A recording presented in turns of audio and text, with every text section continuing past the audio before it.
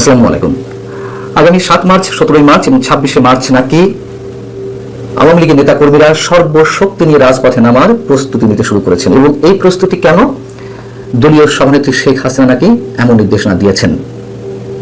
তিনি বলছেন যে ওই দিনগুলো যাবতীয় বাধা বিপত্তি উপেক্ষা করে গলি থেকে রাজপথ সর্বত্র নেতাকর্মীদের নামতে হবে।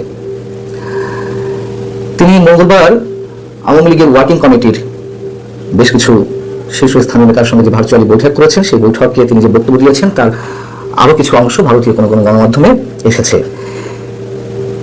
এবং কেন এই 3 দিনকে বেছে নেওয়া? খুব স্বাভাবিকভাবে আমরা বুঝতে পারি যে 26 মার্চ আমাদের স্বাধীনতা দিবস, 7 মার্চ বঙ্গবন্ধুর যে ঐতিহাসিক ভাষণ রেসকোর্স ময়দান থেকে তৎকালীন সময়ে পূর্ব পাকিস্তানের সময় বাঙালি মুক্তির জন্য, স্বাধীনতা সংগ্রামের জন্য, এবং 17 মার্চ তো বঙ্গবন্ধুর জন্মবার্ষিকী। এই 3 দিনকে বেছে নেওয়ার যথেষ্ট কারণ রয়েছে। অনেকে মনে করেন যুক্তিসঙ্গত কারণ রয়েছে। শেখ হাসিনা ওই বৈঠকে যেটি বলছেন তা হচ্ছে যে আমি আশা করব বর্তমান সরকার আওয়ামী লীগের উপর থেকে নিষেধাজ্ঞা প্রত্যাহার করে নেবে।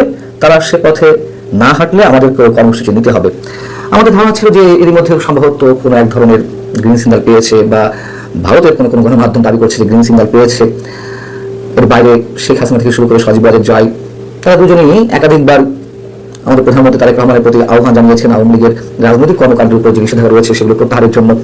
তার মানে কি এখনো কোনো ধরনের সমঝোতা হয়নি? সমঝোতা হওয়ার কথা আমরা যেগুলো শুনে আসছিলাম, নাকি এগুলো এক ধরনের রাজনৈতিক কৌশল যে সরাসরি না বলে, এবং যেহেতু বিএনপিও এক ধরনের চাকরির মুখে রয়েছে থাকারই কথা, আওয়ামী লীগকে ফ্যাসিস্ট বলে অভিহিত করা হচ্ছে, সেই দলের রাজনৈতিক কার্যক্রম নিষিদ্ধ রয়েছে নির্বাহী আদেশে, তো ক্ষমতা এসেই সরাসরি এক কলমের খোঁচায় সেই নিষেধাজ্ঞা তুলে নেওয়া হবে, বা তুলে নিলে সেটির রিপার্কেশন কি ধরনের হয় অন্যান্য রাজনৈতিক দলের মধ্যে, সেগুলো নিশ্চয়ই ভাববার কথা বিএনপির।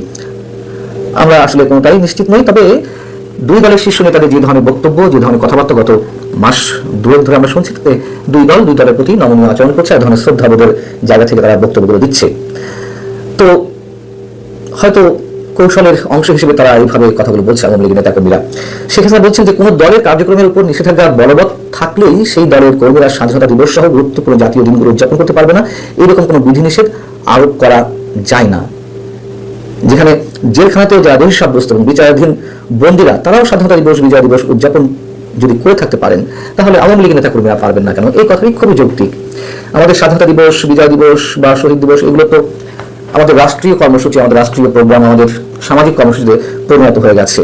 এখানে দল মত দেখলে তো হবে না। যেমন এবার 21শে ফেব্রুয়ারিতে ফুল দিতে গিয়ে, শহীদ মিনারে পুষ্পস্তবক অর্পণ করতে গিয়ে অনেকেই বাধার সম্মুখীন হয়েছেন আওয়ামী লীগের নেতাকর্মীরা। এটা কোনো রাজনৈতিক কর্মকাণ্ড ছিল না, কেন এগুলো করতে হবে? আমাদের দেশে ডক্টর ইউনূসের জঙ্গি শাসনের সময় তো একেবারে কেউ পথে নামতে পারেনি এই সব কর্মসূচিতে, কিন্তু সেই ধারা কেন এখন অব্যাহত থাকবে? খুব স্বাভাবিক প্রশ্ন।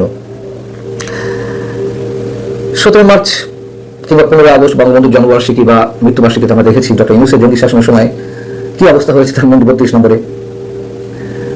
একেবারে বলতে গেলে বিরান ভূমি, সেখানে কেউ শ্রদ্ধা জানাতে গেছেন কোন নস্টালজিক জায়গা থেকে, অন্তত ওই স্থানে গিয়ে দুটো ফুল নিবেদন করবেন কেউ, তাদেরকে মবের শিকার হতে হয়েছে, পুলিশ আটক করেছে, অনেক কিছু তো হয়েছে।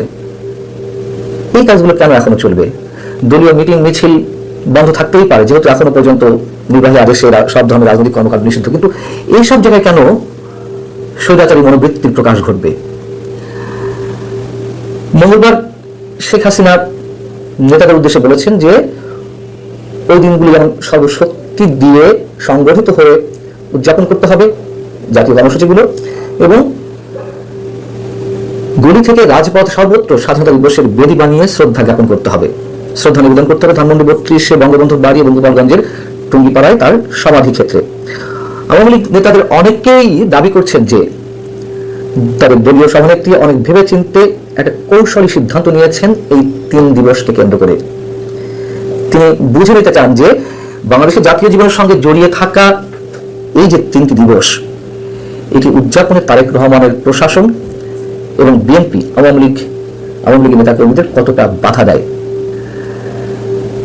এবং তাদের দাবি যে এই 3 দিবসের কর্মসূচিতে যদি আওয়ামী লীগের নেতাকর্মী নামতে পারে, তাহলে সেটি হয়তো বিএনপি সরকারের উপরে কিছুটা হলেও চাপ পড়বে, কিন্তু তাদের রাজনৈতিক হিসেব নিকেশ থেকে কথাবার্তা। কিন্তু আমরা সাদা চোখে যা দেখছি,